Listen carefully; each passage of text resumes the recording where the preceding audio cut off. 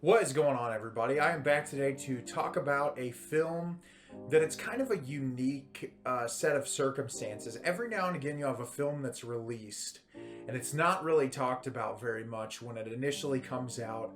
And then years later, it'll have like a resurgence where everyone is discussing it.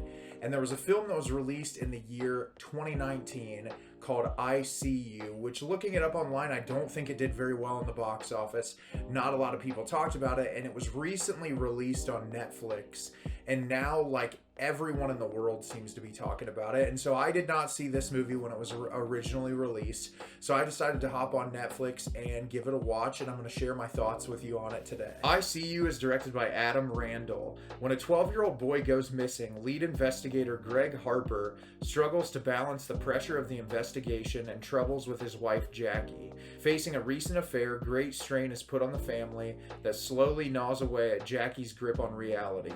But after a malicious presence manifests itself in their home and puts their son Connor in mortal danger, the cold hard truth about the evil in the Harper household is finally uncovered. So I'm always really excited to watch these movies when they get this like resurgence and a lot of people are discussing it, because it gets me hyped up to be excited about a new favorite or something else to tell people about.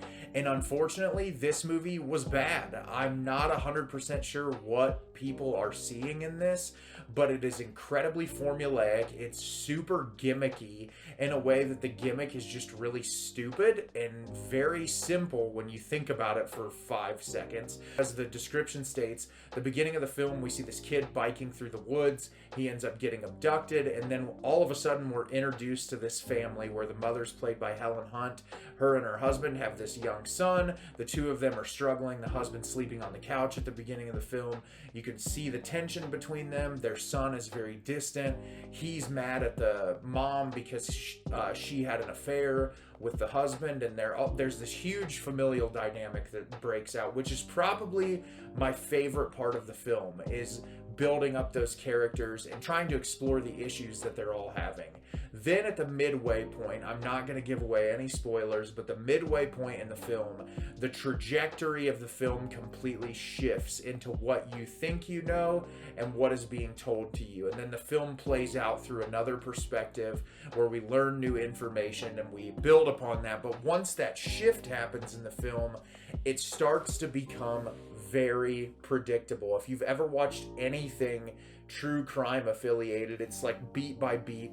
The director just thought, I'm gonna have the most twist filled movie imaginable, but the twists really aren't that interesting when you think about it, because they're so predictable. And on top of the predictability of the twists, the characters are so poorly acted that it's impossible to really care. I could not stand any of the performances in this. Helen Hunt just looks absolutely bored.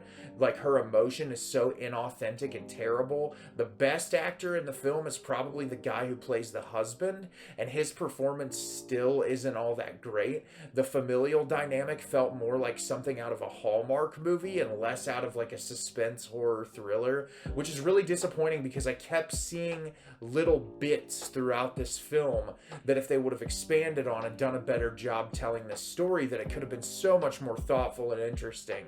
But instead it was just kind of cringy at moments. I saw a lot of people on Letterboxd praising the cinematography. I thought the cinematography in this movie was pretty weak. It looked like the cinematographer got a hold of a drone for the first time and just tried to do as much fucking drone footage as possible. The editing in this is jarring. There's so many random cuts in this movie that just make absolutely no sense. You'll have a character just walk from one room to the other and you'll get cut, but you're not looking at anything in the room.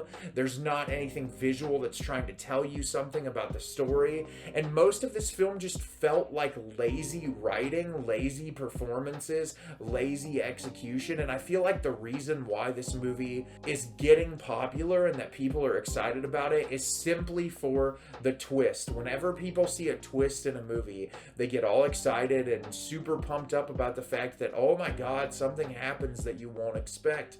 And the first twist in the movie was like, okay, we've seen this a million fucking times. This is just like through a different lens. And then the next twist, it's like, okay, well, I saw that coming from the beginning of the film. And then there's another twist, and the very last twist of the film, which involves one of the characters that's introduced at about the midway point. It's just like the most simplistic, dumb twist that you could imagine. And it's all just in service for a gimmick. It's not like they're clever. I was thinking about last year, a film like Barbarian, where everyone's like, the twist is going to leave you on the floor. And the twist in Barbarian is great because it's in service to adding more suspense and tension into the overall film. There's a reason that that twist works so well and adds to the film. And that shift in perspective in that movie really kind of elevates your excitement towards the payoff of the end of that film. Where this one, it's just like, oh, well, we're probably losing you a little bit, so let's throw a twist in there so you'll be at least a little bit more excited until we throw another little gimmicky moment in there towards the end. And yeah, I don't know, I found this one to be pretty boring and the performances to be really bad, and I've got to have good characters to really appreciate a film, and the characters in this really sucked.